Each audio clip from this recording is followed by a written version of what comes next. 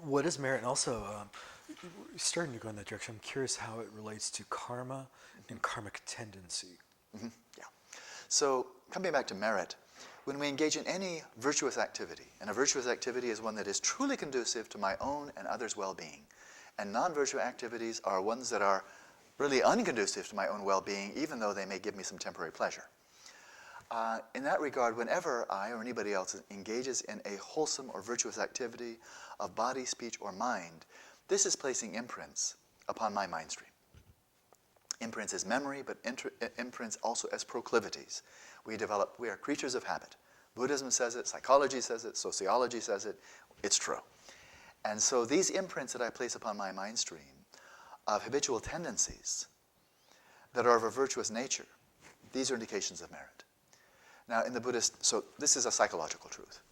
And then we can move into the domain of Buddha Dharma, which is more specifically related to this worldview. And merit places, when we accrue merit, we are accruing or accumulating something like seeds or potencies that are stored in the mind stream. And these are like little quanta of spiritual energy. They energize practice. If you have a lot of merit, you engage in meditative practice, you reap the benefits of the meditation quite rapidly and with very few impediments.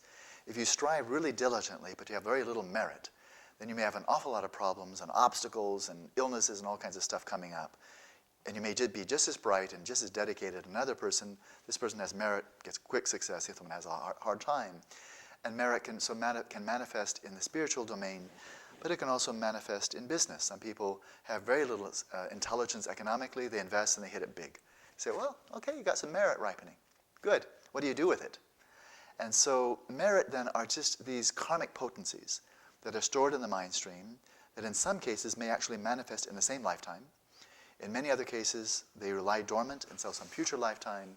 But merit is basically virtuous karma that when it is catalyzed and ripens, manifests in ways that we find to be felicitous. So a lot of people would like to have more money and not less. So getting more money is a ripening of good karma. Having people respect you, love you, acknowledge you, that generally is considered a good thing. That's ripening of merit. Being in good health, a ripening of merit. Being able to practice Dharma very effectively and really experience compassion, find one's meditative practice, for example, is really bearing very good fruit. Manifestation of merit. I've been told many times by Tibetans when they know about the kind of the life I've led, especially the last 34 years, and know of my long relationship with His Holiness and my translating for so many superb lamas and so many opportunities. So often I've been told, oh, you have so much merit. They're not saying, oh man, you're a super duper guy, you're just incredible. Like they're not praising my personal qualities. Oh, they're just saying, wow, you came in with a good hand, And so what they're really saying is you're extraordinarily fortunate. Yeah, they're not praising me. They're not praising me for my PhD at Stanford or being a smart guy or something. They're saying this is a great deal of good fortune that you are reaping now. And of course, if they're wise people, they would be also thinking, and I hope you make good use of it.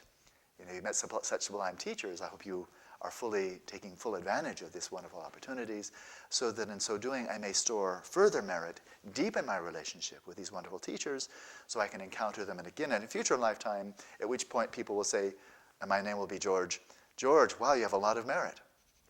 Okay. As opposed to becoming the Lhasa Apso again. Yeah. I've had enough of yapping.